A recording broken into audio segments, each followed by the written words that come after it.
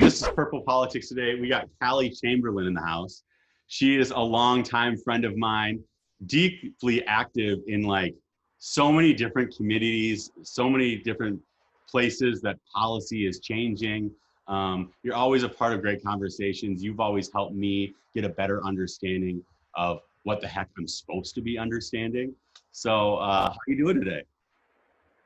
I'm so good. Thank you for having me. I'm excited we're recording this conversation because we always have the best dialogue.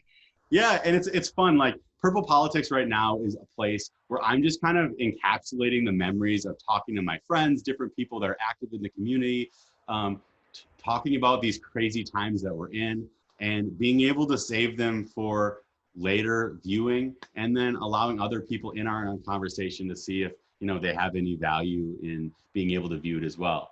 So I know that you are incredibly active in all of a variety of different conversations that are happening right now, politically and socially.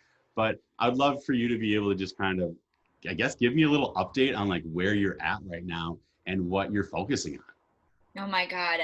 What a loaded question. Everything. Top of mind for me is honestly like, have you seen that meme that talks about riding the Corona coaster where Okay. you're like super happy, everything is great, you're like feeling blissful and loving the solitude of quarantine, and then you're like in deep despair and Right. just not sure when you're going to get out of this. Like I feel like I ride that, hourly essentially. So my number one task has been just, keeping it cool, trying to stay focused. Right. And there's just been so much going on. Being in Minneapolis has been really interesting. So that's taken up a lot of my time. I left LA at the end of October, and I was meant to maybe stay here for a couple months during the holidays with my family and then move to DC. And then, it's like God had other plans for me. I was supposed to be here. So, Crazy when like we're gonna like move to DC to be like more active in politics, policy change, and then crisis happens. The murder of George Floyd comes in front of all of us, and now you're in like ground zero of what it looks like to be a community activist and how we can, change policy on local levels to create systematic change that hopefully kind of trickles up instead of trickling down. It's been really cool to watch you, kind of lead a lot of those conversations. thanks, LJ. Yeah, I mean, it's definitely been fascinating to be here. I think in the role that I have, in the sense that, I started New Leaders Council here, which is a leadership and development program. It's essentially a network of young people who are all leading through the same set of values. And the organization has a mission to essentially take over the Twin Cities in 5 to 10 years and have all of our leaders, right, across industries, across sectors, able to pick up the phone and call each other to get things done. And again, because you're leading from the same place of values, even if you're not in the same cohort, you're able to, have a lot of commonality and vision. So I feel like that has opened up a lot of opportunities for me. And then like when the murder happened, people were like, what are we doing? What do we like, what's the next move? Where are we going? Can you share this? Can you help me? Can you get me connected to these things?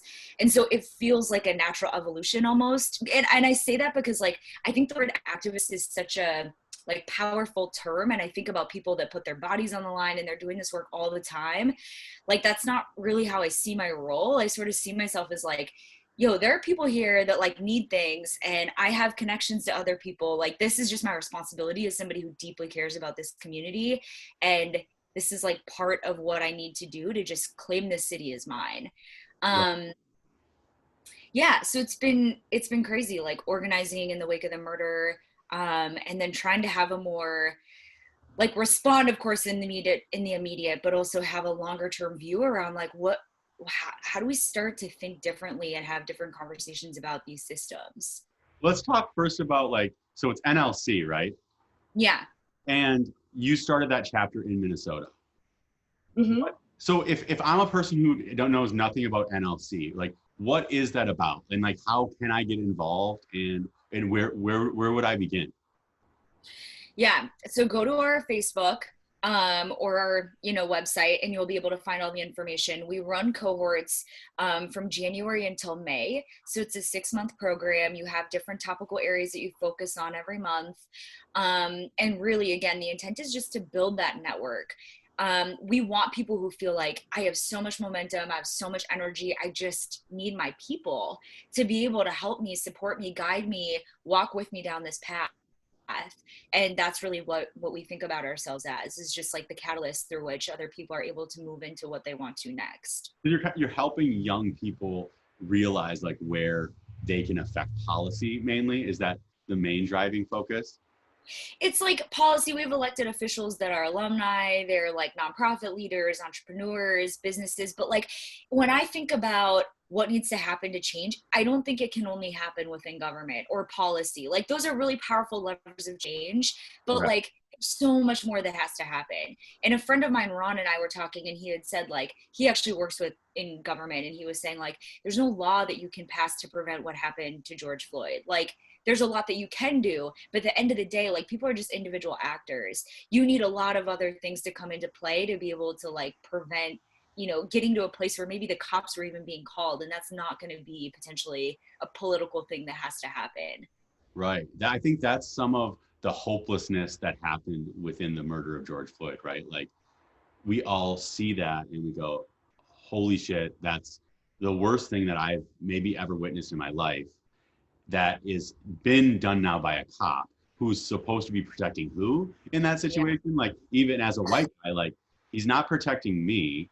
He's not protecting anybody who's like a person of color. Like, so what the heck was going on? Like this was an irrational thing. It was potentially just based on race and based on pure evil of why that happened. And then now it's part of a governmental structure where we're like, you would hope a policy could change it, but you're sitting there going, there's not much we can do. Hopefully, I would think that's, the focus now that's going on within police, we can train them differently and have like larger expectations of like what that training model looks like.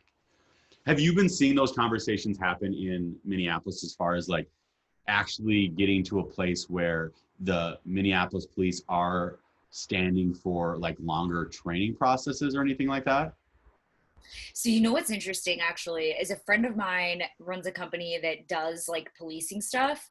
And he and I were talking, and he was saying like one of the most important things you can do is actually just reduce the encounters of police and people. And if you look at Minneapolis across the United States, top 5 cities that have done it right, we're top 5. We have an incredible police chief. There's a lot of training. There's body cams. We have very like progressive politics and political leaders that are here. There's a lot that's right. And that's a lot of what I'm hearing is like, we've explored all of this, which is where I think for many people that sense of hopelessness comes from, is like, you want to talk to banning XYZ, we've done that here. It's not enough. Like, look at what's still happening. And so there have to be other kinds of interventions, I think, now that come to the forefront, which is why you're seeing such a movement toward defunding the police, abolishing the police, just thinking differently about what social services can be invested in communities. That's a lot of what I'm hearing now. And, yeah, go ahead. Sorry. No, I'm just listening to that. Yeah. How do you think like the mayor reacted to it though? Oh my God. Okay, so first of all, like when I saw that video, I immediately flashed back to like 4th grade. I was just like, oh, he's just getting like booed. And yeah, his head. Walk of shame too. That felt like a quarter mile. Yes. Okay, also, like they marched apparently to his apartment, his loft downtown, because he hadn't been out. And then they like stood outside of his apartment and they were like, come out, Jacob, come out. They were like chanting for him to come and engage with the crowd. Because in my mind, I'm thinking, why would he come down there? That is so foolish. He went to a walk or like a march to defund the police, and then he expected not to get called out. No, they walked to him, called him down, and then they shamed him and sent him back upstairs. Right. And, I now looking at that, like, it's interesting because he's like one of the most progressive mayors out there. He's super young. He seems to be a part of all the dialogue that you would be a part of in these organizations that you're intersecting with. So it's weird to see him be so illy received, but there always ends up being this weird little border between civilians and politicians. It doesn't matter like how low level of an office you are. which I think is even more important. The closer you are to people, the more strength you really have. So low level, I don't look at it as like a negative thing, but like he was, I mean, why he wasn't out there sooner was bizarre to me, because it's not like anybody was going to hurt him. He just needed we just need to hear your voice because you're leading this whole thing. Yeah. I mean, I definitely do not envy him. And I am curious about what's really going on behind the scenes. And I've heard like some whispers about things that were happening, not necessarily just with him, but like the way that the city was responding to the different situation, different viewpoints. That makes sense, right? But like from his position is just like, the mayor, a leader, and having to appease a number of different communities who have differing viewpoints. I think that must have been challenging, but I think the momentum across the city was to say, you stand with the people. You need to march with the people. You need to like tell us, show us that you're here, you understand, you're listening, you can see us, we belong here. And he was not able to do that. Did you appoint that police chief? I don't know. I think so. Because it sounded like they were pretty good friends. And from my like listening into different like podcasts on like NPR, his intention with putting that particular man as a police chief seemed to be pretty well intended, because he had sued the Minneapolis Police Department and won. And so he kind of understood like the battle of, that give and take, to hopefully empower people more than empowering the law itself. So actually, it's not the police chief who is problematic. It is the union leader, Bob Kroll. Okay. And so the police chief is, yes, very progressive. He's a Black man. My understanding from him, of him, right, from other people, is that he's not the problem. The problem is Bob Kroll, who is, he leads the police union. And I've heard there's conversation about that as well, right? Because they don't act as a true union, meaning that typically there's more of like a power dynamic, but there's not actually that within the police union. Like the police just are the police. Like what's the back and forth that would be there? And then they can also pick it with other unions. So they want the protections of the union without actually acting like one. But Bob Kroll, he introduced Trump at the rallies. Okay. He is a very problematic person for a number of other reasons. He has a bunch of lawsuits that were filed against him. In fact, one of them, I believe, was filed by the police chief for harassment. So it sounds like, is really the person who's perpetuating a culture of, what has existed across the city for a long time and just exploded with the murder. But that also speaks to the culture of the police department, right? Because it's both things. He is a representative of that, but he gets elected by them. Right. And that's what's so tough, because then you get a mayor like Jacob Frey who seems to be, he wants everybody to get along. Like, he doesn't want to be a disliked guy. You can tell, even when he's getting booed, he's like, I get it. I'm going to walk away now. He didn't even seem mad. He was obviously agitated because it was embarrassing. And I believe he wants good for Minneapolis. Like, I trust in all of that. But he's not the type of guy who's going to say, oh, that police union contract, he's not going to pull a Trump on it and say, we just are going to forget about it. Like, we're going to rip it up and chase us in court. When I think a lot of the people who have been protesting for George Floyd and would be comfortable with that type of move. They'd be like, oh my God, yes. We paid $1 billion for the Viking Stadium. We'll pay $1 billion to defund the police or make sure that union never exists again. We don't care how much the court fee would cost, because if you're willing to play sports for that price, aren't you willing to save lives for that price? Right, exactly. And I think that's the other like situation that he finds himself in the nexus of as a result of this. What has happened transformed the world. Like, it transformed the country. We're having very different conversations now. And unfortunately, part of what he is at this intersection of is people finally saying, we want bold and transformative leadership. And that is maybe not who he is as a leader.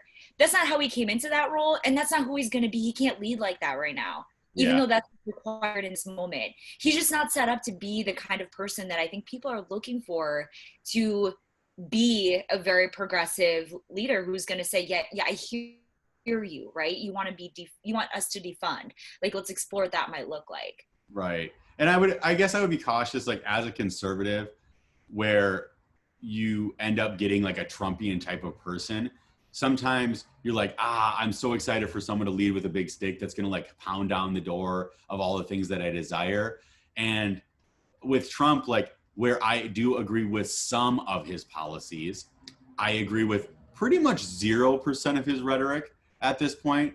I mean, him and Kanye have morphed into people that you wouldn't have known 10 years ago, right? Like you can like someone 10 years ago, and now today you're like, ugh, I wouldn't want to share a beer with those guys, which gets difficult. So I hope that as much as the left is really excited to like take down the right in a lot of these different policy things, I hope they also learn from it a little bit, and not learn from it in the way that like, oh, we need a Trump to just like bring a big stick to win, but like the long run win. Like Trump hasn't helped Republicans or conservatives long run.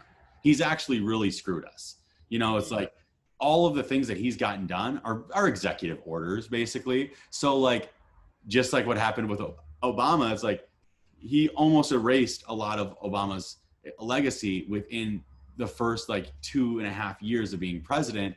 So we have to start establishing better foundations if we want to create like real change. And I hope we have more negotiators in office than we have like these kind of dictator-esque individuals, which is tough because then I do look at Jacob and I go, I could see how you would want to get a little Trumpy right now. Like that would kind of temper the masses. Well, and to your point, I think this is the thing, right? We're just going to swing from one side to the other side, which mirrors how our country is divided. Like there is no middle ground right now, right? No. People either want you to be here or they want you to be here. And they don't want to even have the discussion. You say one thing and they're going to push you to the one side because they're going to pick up on the language and it's going to be triggering for them or activate them, or something you say that might have good intent, but you just don't know. Yeah. There's no tolerance for that right now. And that's unfortunate because I don't think that, from my understanding of a system, I've never seen one come down overnight. I know people are saying that, look, I'm here for the momentum. I'm here for the revolution. Let's go. But like, I don't know that is how it's going to go. So, and I don't think we want it to go that way, because that's more like a civil war type of thing. Yeah. Well, sorry, I was going to say, I mean, like, and I think the intent, right, is to say like, these are not built for us. They don't work for us. We need other ways. And I think that that's right. But who are we going to turn to have those other alternatives? It has to be community. Like people know what they need. The solutions have to come away from like selecting the right leader, right? This side. It's like, otherwise we're always going to be back and forth. And there's got to be some grounding and foundation that we can like really, truly stand on as people. And that's got to come from our interpersonal interactions, from being with our neighbors, from organizing, from understanding what resources are available in community and how you plug into those. So I think that's a conversation I'm more interested in having, rather than the political. And that's not to say that I don't think it's connected to politics or I don't think that's important. It's just to say, look, I see how this is working. I kind of get it. Like there's other things that are more interesting and substantial that I think are also going to change the political climate, like the murder. Now you're seeing all these other responses, businesses, government, whatever, because of the organizing that has happened on the ground. It's incredible. And you have been a vocal leader in, there's not one specific issue here. This isn't like you were saying, not one specific policy can change what happened. There is an array of things that we need to start tackling. And I know, like, what are some of the things that I've seen you like starting to tackle more specifically? Because I know you're really involved in like the healthcare conversation right now. Yeah. So do you mean like within the healthcare conversation? Yeah. What have you been doing with that? So a big thing for me is, we think about the investment in community. I mean, that's like such a through line in everything that I see, and even NLC, right? Connecting directly back to that is like building power within this grassroots way, and then being able to collaborate and call other people in. So when I think about health, I can draw this specifically back to an example with work right now. So I'm proposing our strategy for maternal health across my organization. Black women in particular die on rates of 4 to 6 times higher than white women in childbirth. And it's people like Beyonce and Serena Williams, right? It doesn't know actually any socioeconomic status or education or access to care. It's literally about you being a Black woman. So there's And no difference in the amount of money that you're paying for somebody, or it's across all lines. And a lot of that has to do with like the racism and the history of the medical industry and how doctors are trained and providers and just other types of things that are just problematic around pregnancy overall, right? Has that changed at all recently, or It's gotten worse. Really? Okay. Yes, we're the worst of any developed nation for childbirth. And I'm learning a lot about that now in my doula training around why and the body and how women are, what the history of that really has been in terms of childbirth and then how we have it set up in the medical system now. It's just so contradictory, right? But when I proposed the strategy around maternal health, it really was to say, again, we need to have this more holistic view, right? We think about pregnancy, we think about high risk, we think about morbidity, we think about mortality, right? Like we got to zoom out a little bit. We're not investing in women's health. We're not investing in social determinants of health, which are all of the socioeconomic things that help a people just live a good life. What is social determinants of health?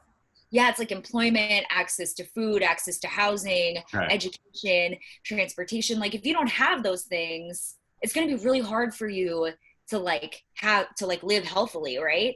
And so how then, it's like if we only focus up here at where we're seeing claims data come in when it's costing our system money, we're missing so much. Like we have to invest holistically in women's bodies and their health so that they can have healthy pregnancies. We can't expect to just have them walk into the clinic and, oh, here's where we'll invest, and then the outcomes will be different. No. Like they're already unhealthy when they're coming to us. They're already not having a relationship with their provider. They're already maybe not going to make their appointments because they don't have transportation. They're already at risk of like potentially, working 40 hours, but being uninsured and underinsured and not being able to pay their bills. Like there's just other things we have to start to think about. Otherwise, what are we doing, right? Mm-hmm. So what's the next approach? Like, what is kind of like stage one of that look like? So I think it is just thinking more holistically about how we go into communities. Like for me, what I think my organization should be doing and other organizations at writ large is essentially like partnering with other community anchor institutions and figuring out how they work together, how they refer people to different institutions, right? If you come to me and I'm a doctor and I see that like you're maybe experiencing some violence at home, I need to be able to direct you somewhere else to get you the support that you need and make sure that you're coming back to me and I can check on you and I can like build that relationship.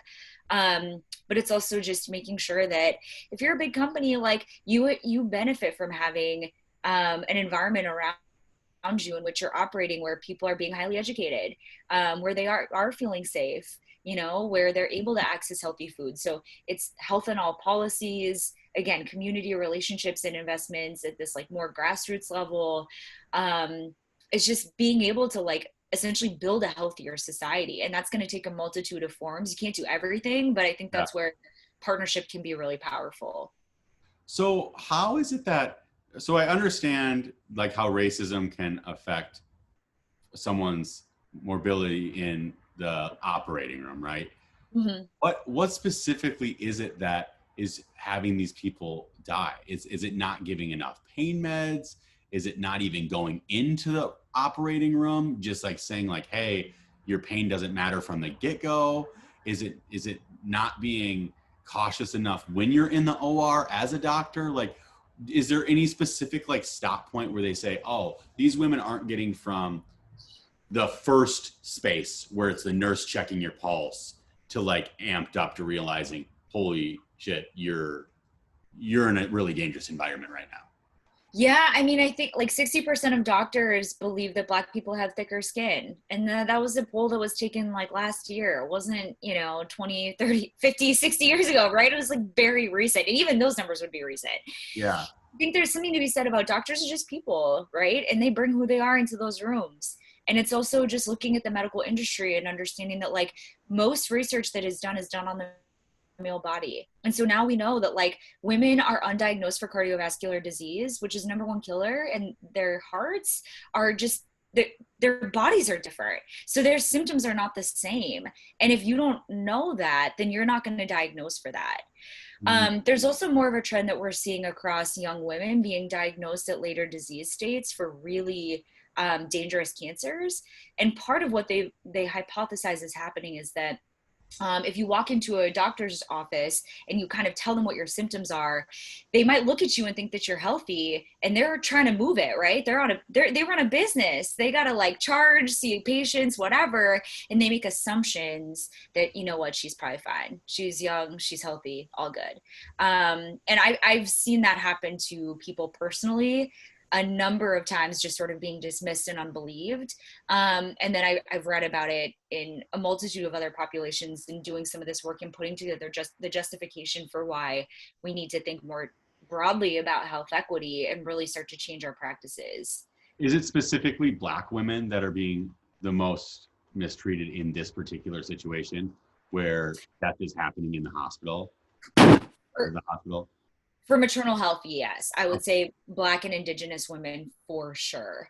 And one of the other things that I'll just add really quickly is also just the bias that exists. Like the word hysteria, which has been used historically to describe a lot of disease states or like symptoms and things that doctors didn't understand about women, is derived from the Greek word of uterus. So it's like you just start to draw back all of these lines and see like, it's just been embedded into the way that this system and industry has evolved, and it manifests itself now in these ways.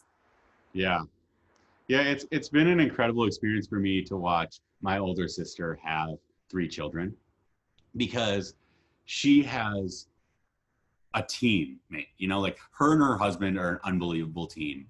They have financial means to allow their kids to, they can get the cool stroller. They have safe and adequate and cars that are even nicer than adequate. They have a house that allows their kids to have a playroom and outside areas and all these different spaces. And they attack raising their children together, like they trade off, they tag out, they have friends and family that are willing to go into those spaces and kind of, save them for time periods. And that specifically has taught me a lot about what it means to like raise a kid. Because even though all of that is true, my sister still calls me every once in a while and goes, today is really, really stressful. Yeah. And this is a sister who like doesn't get stressed. She doesn't deal with anxiety and depression. Like she doesn't struggle with all these other things that some other people struggle with. So to watch her even be willing to voice that, hey, this is difficult, just shows me like, I don't know how it's possible in a lot of these other types of environments where it's a single mother, potentially in like a studio apartment, maybe doesn't have great connection with friends and family to be able to help them, because friends and family are working their butts off too, and they don't have time to do it. It's kind of a situation where I look at it and I go, I don't know how to possibly solve this thing, but it's certainly something we have to attack some way. Like we have to try. Yeah. And I think the interesting thing about what you've just named is 2 things I'm thinking about that even fall outside of like medical care. One is that I think it's in Germany, when you are a single mother, they pay for all of your daycare.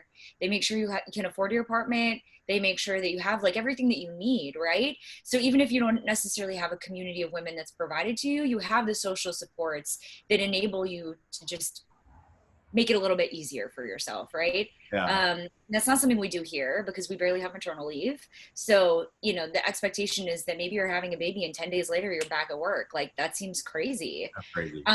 It's unnatural. Because some of our Fortune 500 companies, though, they've changed their policies on that, right? Like Target. I think it's, it is company by company, but like realistically, we just need to have like a blanket policy, especially for some of our lowest wage workers, where it is really important for everybody to bond with their baby, but they might really need some additional support. And then they're not going to be able to get that because they need to be back at work. So I think that's one from like a federal level or like a state level, or where do you think that's best to be placed? Oh yeah, for sure. Federal. It's got to be everywhere. Yeah, we got to make that happen. And for dads too, paternity leave, it's so important to have the dad bond with the baby if you're in like a two-parent household. And then the other thing I would say is, it's interesting, like, again, going through this doula training and understanding the origin of doulas, like, essentially part of the role, most of the role, right, is actually to help a woman feel safe and to advocate for herself when she's having a baby. But like that in and of itself feels wrong, because you should be able to have the baby and like have your voice heard and have the things that you need, but that does not happen. That's why you have another person there for you. So a doula is like an assistant during your birth? Yes, it's like emotional, physiological support, someone who's guiding you through pregnancy. So they're supporting you before you have the baby, checking in. They're giving you tips and insights around like, okay, you're having morning sickness. This is what you should be doing. Talk to me about what vitamins you're taking. Okay. Like, really prepare your family for this baby. And then when you're in the delivery room, the doula is creating the space for you to feel safe so that you can have the baby. And that is important because when you don't feel safe, you can't actually be open. So it makes birth a lot harder. And so, you know, there's a number of different things that you do while you're in the delivery room. But one of them is, again, saying like, hey, this is how the birth plan is. This is what the delivering person wants. You know, this is the rules we got. Just advocating, right? Or the doctor's going to come in and say, hey, you got to have a C-section. No, maybe that's not the option. We can wait a little bit longer. Here's some other things that maybe the doctor's not going to tell you that I can share with you to help better inform your decision. And here's how you. Okay. Interesting. Is Yes. this that, do you even have a doula if it's like a two-parent household, or is this something that usually is just in like a single parent house? Everybody. Okay. Yeah. And then is it extra cost? Do you apply for it? How does a doula come into the picture? I'm sure it's not expensive. It sounds like I'm Kim Kardashian right now. Like that's like a surrogate, but yeah, doulas can be expensive. I mean, the really fascinating thing is like the history of like midwives and doulas originated out of people not being able to have care. You couldn't access the hospital system, so you depended on the community around you to help you have this baby, and that's how they lived, right? Like tribally, villages, like grandma was your doula. Like she's like, yo, I've done this 18 times. Literally, like, I'm tell you what's going on. Literally, the movie that I just watched is called Granny Midwives, actually, ironically, which is talking about how like the whole practice came out of like plantations and slavery, and midwives working, essentially they were seen as very high profile from their slave owners because they knew what to do. They had all this like ancestral knowledge around how to help a woman have a baby. And so that's like, again, this communal element of like the village has the child, the village raises the child, that just, it's not really built into the fabric of how we live our lives in America today. Yeah. And then I do think that's a good focus, at least for some of this. I think that we should continue to pursue like federal change, right? Like if that's an oversweeping policy that needs to be made, I'm not going to stop the fight in it. But sometimes I always look at things and go, is it actually going to happen? And I hope that we can start to look a little bit more community focused and realize like when you see your friend having a child, or now that I even know if my friend's having a child, I can go, maybe you need a doula, or like maybe I can even start to if I get married one day and I have kids, I would almost want that training before I even go into being a father in this type of experience, right? Because I want to know all of these different pathways of what can you and can't you do in that situation. So I hope we can try to like take all of this great knowledge and realize that sometimes we can push it towards our community and not always to the top. Not to say the top, it wouldn't be great if it was at the top, but sometimes the top, it won't change quick enough. You know, there's moms pregnant right now that need to have advocacy, and they need to feel like there's a community surrounding them. Like, and it's not going to happen within the next 4 years. Like, we have to figure it out in that time period. We have to fill in these gaps with or without the government some of the times. Yeah. And like for the doula stuff, it would be an insurance company deciding to reimburse, because that's what's tricky right now is if you want to have a doula, you need to pay for it out of pocket. You can't have your insurance pay for it. And doulas they're on a scale, right? But like, they're usually not affordable for people. I think most Americans don't even have $400 in their savings account is what I read. So like, you're probably not going to be able to afford a doula, most people. But actually, like, there are very clear. $400? What? What'd you say? For the Most, I read that most Americans cannot afford a $400 emergency. Like, they do not. yeah, okay. But a No. doula sounds like she's or he would be like $1,000 a month or like $2,000 a month. I don't even know. Yeah, it's usually like, I actually don't know. I'm not far enough along, but I think it's, yeah, I think it varies. I don't think it's by month. I think it's like you just pay. I don't know. Actually, let me not speak on it because I'm not sure. But if you look at the outcomes, what is very clear, and we even talk about this at work at the healthcare company where we don't reimburse, but like we know that it's helpful. Women who use doulas have like 60% less incidence of postpartum depression, 23% drop in cesarean section, which is really expensive for insurance companies to pay for because it's a major surgery. There's like all of these benefits to just having someone who can bear witness to your experience and support you throughout it, that again have very clear numbers. So it's like yeah, we can't wait because we already know it works. So it's like, yeah, are we just going to hold until that passes or the insurance companies decide it's financially beneficial for them to invest? We'd be waiting forever. Yeah, right. And it is, it's good that you're actually taking doula training right now, right? Yeah. That's wild. How many weeks is that? It's a week. Also, there's no like, because it's not something that's reimbursed. It's not something that's like by any means required by anyone anywhere. So like, because it's just an ancillary service, right? Then you have all these different providers that can provide that service. So there's no like certification, there's no standardization. You can get certified with the person who's teaching you, and you would need that to get clientele, but it's not like there's a gold standard that you're trying to hit. Does that make sense? Got it. So so you're saying there's room in the market for like a gold standard doula company. It's kind of a cool name too. Yeah. I think if there was, like, for example, my organization, we were talking about reimbursement for doulas. So we would pay to have you have a doula. It's like in our interest as an insurance company. It would make sense for us to say, these are the people that we will reimburse for. And then that sets the gold standard. Because women who would then work for that doula company are able to be paid a rate by us. And then women who use the doulas would be able to not have to pay for it out of pocket because their insurance would cover it. But there's no one who's doing that right now. So therefore there's no gold standard. Well, hopefully that category on TaskRabbit will open up like really soon. It's so amazing, LJ. If you are interested in taking the course, I don't know if I'm sure there are male doulas. I'd be a phenomenal male doula. I might actually do it just for the title. Hey, yeah, I think why not? I'd probably learn too much though. I don't know. But it's so amazing. It's so amazing. Is it scary? Yeah. No. You know what's wild? Like, I have always been terrified of childbirth, but I am got into it. It's like I'm learning so much about the female body.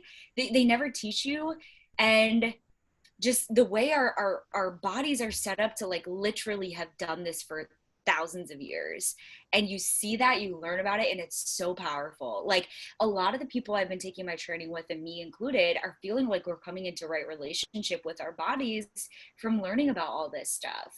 And so one of the things I thought was really cool that I learned that I can share is that sperm actually does not swim. So sperm like is in the vaginal cavity, and Instagram today, yeah. Yes, the mucous membranes move it up, and also the egg picks the sperm that it wants to fertilize it. Like, that's crazy. See, that's actually really disheartening for me. I was thinking the whole sperm to egg, sperm wins the race.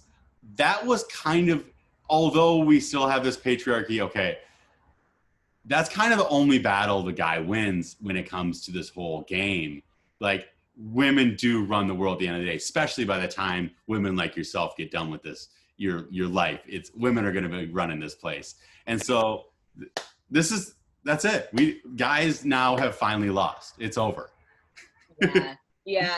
I kind of agree. Also, DMT, which is like in all of these drugs that people chase. Yes. Women naturally have that when they have sex and orgasm, when they're in labor, and when they die. and you know, everybody kind of gets it. Everybody gets it when they die, but women just naturally are able to access that. So this is the other thing that's really interesting to learn, is that like labor and sex are literally the same tracks. The same thing is happening inside of your body, which sounds crazy because labor is like, you know, usually not an enjoyable experience, but physiologically what is happening inside of your body during those two experiences is the exact same. That's crazy.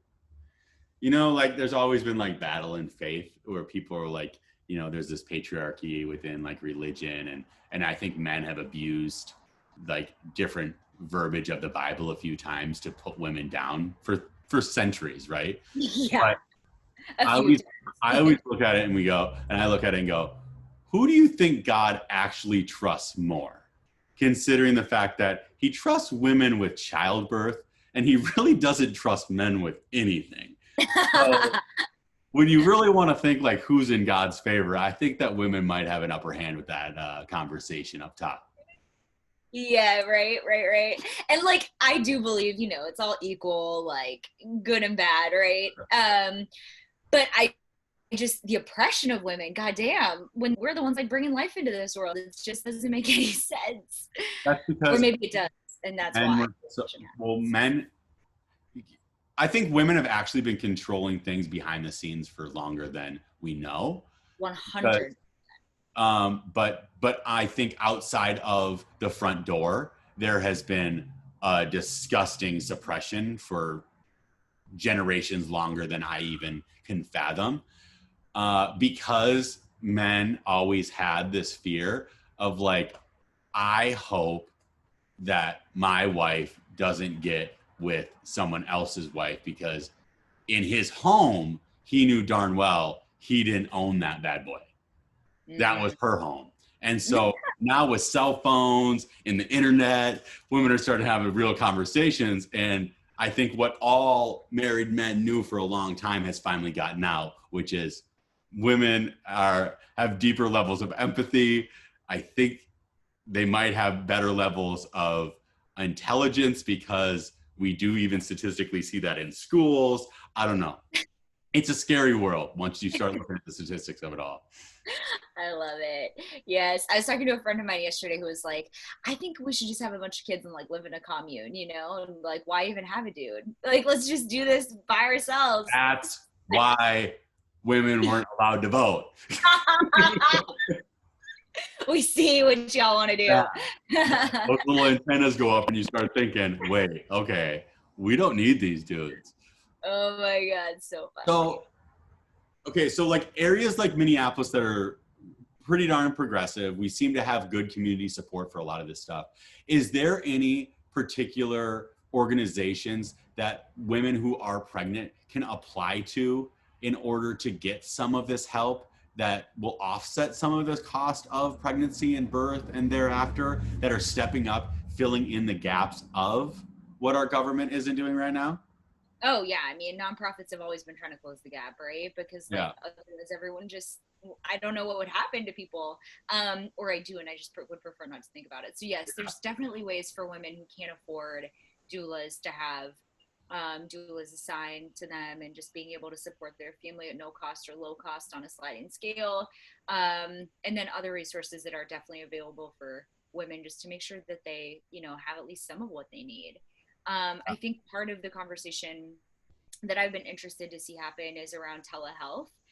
And with COVID, like, this is how we know that when people say like, oh, change takes a long time, that's bullshit, because the medical industry literally changed overnight to accommodate for COVID. And so now we're seeing, like, everybody was saying, oh, telehealth's not going to happen for 5 to 10 years. It's not possible. No, that bitch is happening today, like all the time. That's how we run our visits now. So like, it's increasing access, though. That's one of the great side effects of this, is that when people can just turn on their computer, it costs them less money because their appointment is being billed at a different rate, and they're able to have greater access. You know, it's assuming that people have internet, but it's able to just, you know, hopefully change some things for the better. And when it comes to that, like, kind of point at the end where some people like to jump into the room and say, but what if someone doesn't have internet at our phone? pretty much everybody has access to internet or a phone. So I don't want that to ever get in the way of like real progression. That's like saying that somebody doesn't know where to vote. Yeah. Everybody knows where to vote. They just hope that there's a spot closer to their house, and usually there's not right now. Yeah. And it's really like it's bullshit to think that people don't have internet or phones to allow, like, that's like how people have these stop gaps in like unbelievable progression for all of us who actually it ends up helping these marginalized communities almost more than the masses in a positive way. It refills in all those gaps. Yeah, I don't know that not having internet access or that like part of the conversation is stopping anybody from doing anything. I feel like they still push ahead. But yeah, I think, to your point, there's a lot of people who have internet access. I just see all these old guys being like, well, what if they don't have internet? It's like, okay, people aren't that right now. They're fine. Totally. I know a lot of homeless individuals with phones. So same, I was going to say, like, most of the refugees that I worked with in Greece, like, also all had phones and internet access. Yeah. So what was it that you were doing out there? You had a really cool, impactful programming that you were building out there. Yeah. Oh my gosh, it was so random, but I live my life by just like running after the shiny thing. So that was what felt really interesting at the time. Yeah.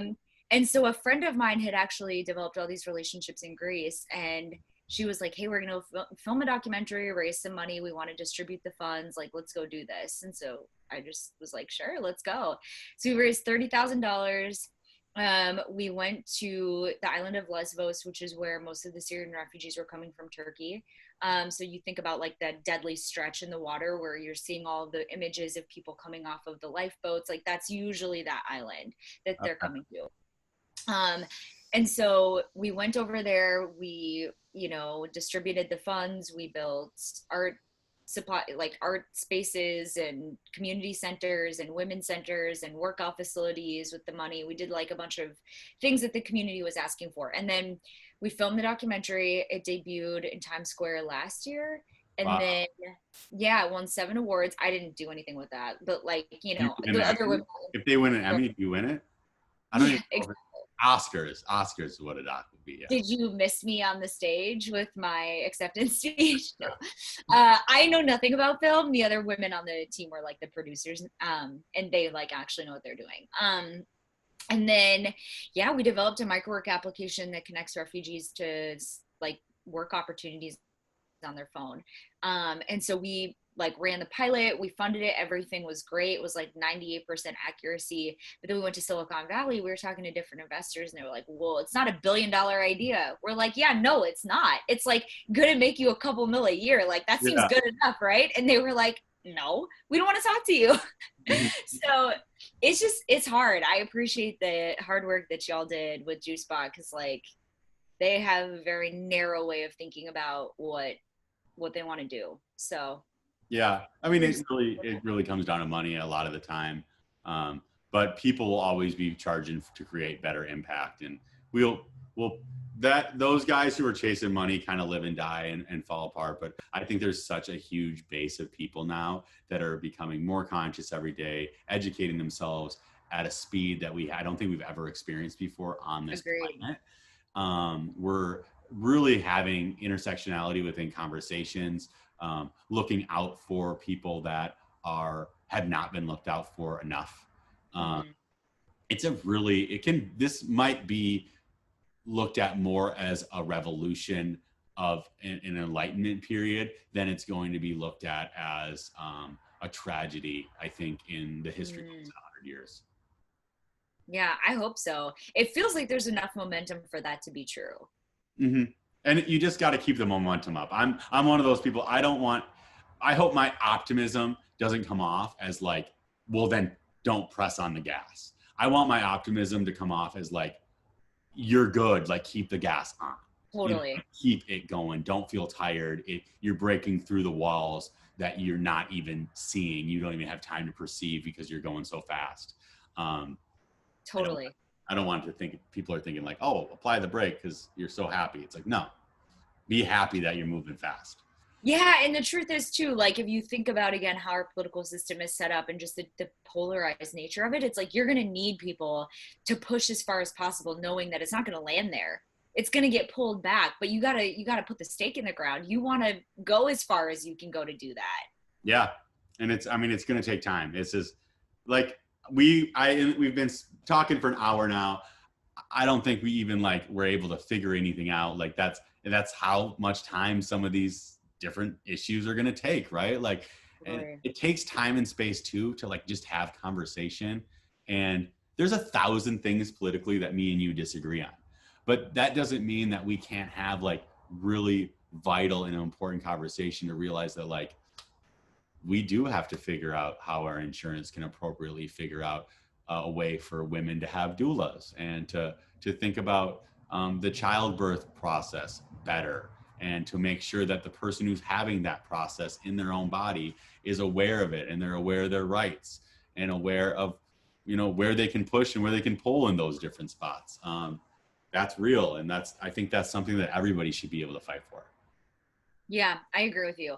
And I appreciate that there can be space for that. I think one of the things I've had to accept more recently is like, I am like one part of a longer, broader movement that is not going to end with me.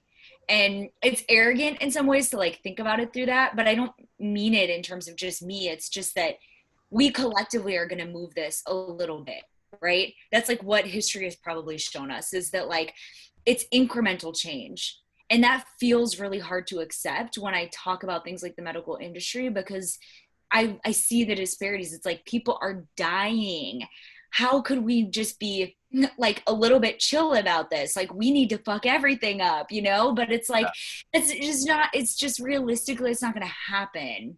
So I agree with you. It's like push as far as you can push and like just keep it going. But I think I really had to be more grounded recently in like, okay, what is the pace of change that is going to be sustainable and everybody can come along? And like, how do I just get right with that within myself? Because I got to like be there to be able to move this other work forward. I can't just be angry about the fact that we're not moving faster. It's not going to help anything, right? Well, what I've appreciated, what you've done so much in your career thus far, is that you are one of those people that deep down have that fire burning and you're ready to scream with the best of them. Yeah. But you then are patient and you go, okay, I'm mad. I feel injustice. I see injustice. But now you're willing to go do doula training to actually have an experience now when you do grab that mic later on to be able to advocate for these women in these spaces. You can come with like real life knowledge and those statistics that you already had, now that you can see them in places of reality, and they're going to they stick more in that kind of spot. So it's so important with the way that you're leading to show, you know, future advocates and how to do it right. And I think you've really shown how to take time to sit in issues long enough to actually know how to create real impact. It's pretty cool to see. Thank you. And you're just saying like, yo, I don't know. Like, I'm gonna go find out though. Right. And then let's figure, yeah. Cool. Awesome. Well, Callie, thank you so much for sitting down tonight. Is there anything else that you want to, you know, kind of say, or, you know, where people can find you or different organizations that people can look at in order to get more involved? Yeah, you can follow me on Instagram. My handle is CK Chamberlain, CHAMBERLAIN. And you can look up New Leaders Council, Twin Cities, if you're interested. Yeah. Cool. All right, Callie, thank you so much for coming. I hope to see you all soon. God bless and Godspeed. We will see you next time. Bye.